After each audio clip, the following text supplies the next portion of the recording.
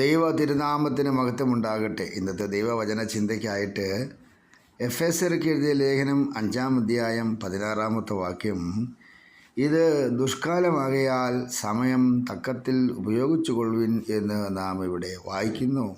അപ്പോസ്തലനായ പൗലോസ് ഈ ലേഖനം എഴുതുമ്പോൾ തൻ്റെ ജീവിതത്തിൻ്റെയും തൻ്റെ ശുശ്രൂഷയുടെയും മുന്നിൽ വെളിപ്പെട്ട അനേക അനുഭവങ്ങളുണ്ട്. ആകയാൽ കാലം അന്നും നല്ലതല്ല, ഇന്നും നല്ലതല്ല. അന്നും ദുഷ്കാലങ്ങളുണ്ട്, ഇന്നും ദുഷ്കാലങ്ങളുണ്ട്.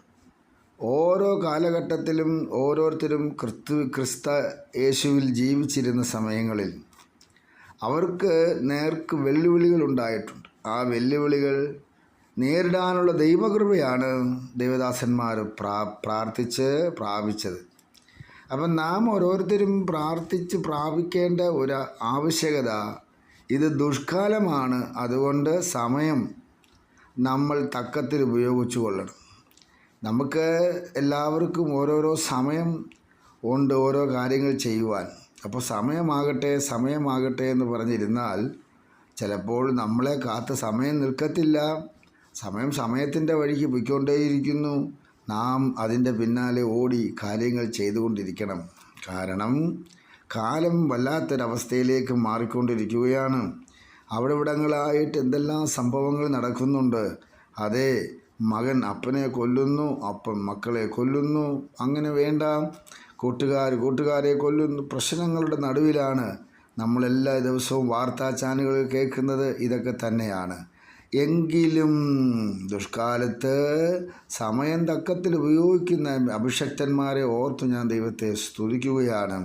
എല്ലാവരോടും സമാധാനം ആചരിച്ച് ശുദ്ധീകരണം പ്രാപിക്കണമെന്നാണ് തിരുവചനം. ആകയാൽ ദുഷ്കാലത്ത് നമുക്ക് പലരുടെയും പല സ്വഭാവങ്ങൾ കാണുമ്പോൾ, പലതും കാണുമ്പോൾ നമുക്ക് അവരോട് അസൂയല്ല, ദേഷ്യമാണോ കോപമാണോ എന്താണ് നമുക്ക് ഉണ്ടാകുന്ന മനോഭാവങ്ങൾ അറിയത്തില്ല. പക്ഷേ ആ മനോഭാവങ്ങളൊന്നും നമുക്ക് വേണ്ട. അന്ന് യേശുവിൻ്റെ ശിഷ്യന്മാർ പറഞ്ഞതുപോലെ, എലിയാവ് തീയിറക്കി അവരെ നശിപ്പിച്ചതുപോലെ ഞങ്ങളങ്ങ് ചെയ്യട്ടെ എന്ന് പറഞ്ഞാൽ, ഒരുപക്ഷെ ദൈവകൃപയുള്ള ദൈവദാസന്മാർ പറയുമ്പോൾ അങ്ങനെ സംഭവിക്കുമായിരിക്കാം, അറിയത്തില്ല.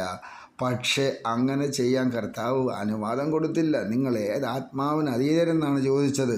അതുകൊണ്ട് നമ്മൾ പരിശുദ്ധാത്മാവിലാണ് ജീവിക്കുന്നതെങ്കിൽ നമുക്ക് കർത്താവിനോട് പ്രാർത്ഥിക്കാനേ കഴിയത്തുള്ളൂ. എല്ലാ കാര്യങ്ങളും നിയന്ത്രിക്കുന്നവൻ ദൈവമാണ്. ഈ ലോകം സാത്താൻ്റെ പിടിയിലാണ്. അവനെ വിളിച്ചിരിക്കുന്നത് ലോകത്തിൻ്റെ പ്രഭുവെന്നാണ്.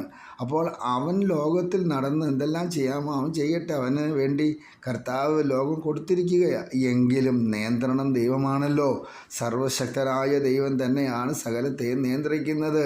അതുകൊണ്ട് ദുഷ്കാലത്ത് നമ്മെയും പരിപാലിക്കുന്നു. ഈ ദുഷ്കാലത്ത് നമുക്ക് വേണ്ടി എന്തെല്ലാം കർത്താവ് ചെയ്യുന്നുണ്ട്. നമ്മുടെ ജീവിതത്തിൽ അതേ വസ്തുക്കൾ വാങ്ങുന്നവരുണ്ട്, വീട് വയ്ക്കുന്നവരുണ്ട്, പഴയത് വിറ്റ് പുതിയ കാർ വാങ്ങുന്നവരുണ്ട്. ശുശ്രൂഷയിൽ ശോഭിച്ച് അനേകരെ നിൽക്കുന്നു, അനേക സ്റ്റേജുകളിൽ പ്രസംഗിക്കുന്നു, അനേകയിടങ്ങളിൽ യാത്ര ചെയ്യുന്നു. രാത്രിയാമങ്ങളിലും യാത്ര, പകൽയാമങ്ങളിലും യാത്ര, അങ്ങനെ വേണ്ട. ഓരോരുത്തരിലും ഓരോരോ ദൈവകൃപ. വീടുകളിൽ സന്തോഷവും സമാധാനവും ഒക്കെ ഉണ്ട്. എങ്കിലും സുവിശേഷ വേലയ്ക്ക് സമയമില്ല എന്ന് പറയുന്നവരുണ്ട്. പരസ്യയോഗത്തിൽ വിളിച്ചാൽ സമയമില്ല, ലഘുലേഖ കൊടുക്കാൻ സമയമില്ല, പലതിനും പലർക്കും സമയമില്ല. എല്ലാവർക്കും ഭയങ്കര ബിസിയാണ്. എങ്കിലും ദൈവത്തിൻ്റെ വചനം പറയുകയാണ്, സമയം തക്കത്തിൽ ഉപയോഗിച്ചു കൊള്ളണം. തക്ക സമയത്ത് ദൈവത്തിൻ്റെ കരം നമുക്ക് വേണ്ടി ചലിക്കുന്നുണ്ടല്ലോ. അതാണല്ലോ പത്രോസിൻ്റെ ലേഖനത്തിൽ വായിക്കുന്നത്. അപ്പോൾ തക്ക സമയമെന്ന് പറയുന്നത് ദൈവസമയമാണ്. ആ സമയം നമുക്ക് വേണ്ടി ഒരുക്കി തരുമ്പോൾ ആ സമയത്ത് നമ്മളുടെ കർത്താവിൻ്റെ വേല വിശ്വസ്തയോടെ ചെയ്യണം. അതിനാണ് വിളിച്ചിരിക്കുന്നത്. വീട്ടിൽ കയറിയിരുന്ന് അടുക്കളയിൽ കഞ്ഞിയും കറിയും വെച്ച് തുണിയും മലയ്ക്ക് തൂത്തും വാരിയും അതേ എന്തെങ്കിലുമൊക്കെ കാര്യങ്ങൾ വീട്ടിൽ ഇരുന്ന് ചെയ്തും ആശ്വസിക്കേണ്ടവരല്ല നമ്മൾ ആരും. ദൈവത്തിൻ്റെ വേല വിശ്വസ്തയോടെ ചെയ്യണം. പകൽ കഴിയാറായി. അതുകൊണ്ട് രാത്രിയുടെ ഇരുട്ടിൻ്റെ ശക്തികൾ വെളിപ്പെടുന്നു, ലോകത്തിൻ്റെ പ്രഭുക്കൾ വെളിപ്പെടുന്നു, ലോകത്തിൻ്റെ ശക്തികൾ വെളിപ്പെടുന്നു. അതുകൊണ്ട് സമയം തക്കത്തിൽ ഉപയോഗിച്ച് കർത്താവിൻ്റെ വിശ്വസ്തതയ്ക്ക് നിന്ന് വേല ചെയ്യുവാൻ കർത്താവിൻ്റെ വെളിച്ചമാകുവാൻ, കർത്താവിൻ്റെ ആലോചനക്കാരാകുവാൻ, ദൈവകൃപ പ്രാപിച്ച് മുന്നേറുവാൻ കർത്താവ് എല്ലാവരെയും സഹായിക്കട്ടെ. സമയം നമ്മളെ കാത്തു നിൽക്കത്തില്ല. അതുകൊണ്ട് ചെയ്യാനുള്ളത് വേഗം ചെയ്ത് ദൈവത്തിന് മഹത്വം കൊടുക്കാം. കണ്ണുകളെ അടയ്ക്കാം. പരിശുദ്ധ പിതാവേ, തിരുവചനം ഞങ്ങൾക്ക് അനുഗ്രഹിച്ചത് ഓർത്തു സ്തോത്രം. ഇത് ദുഷ്കാലമാണ്, അതറിയാം. സമയം തക്കത്തിൽ ഉപയോഗിക്കുവാൻ ഞങ്ങളെ ശക്തീകരിക്കണം. യേശു ക്രിസ്തുവിൻ നാമത്തിൽ തന്നെ. ആമേൻ.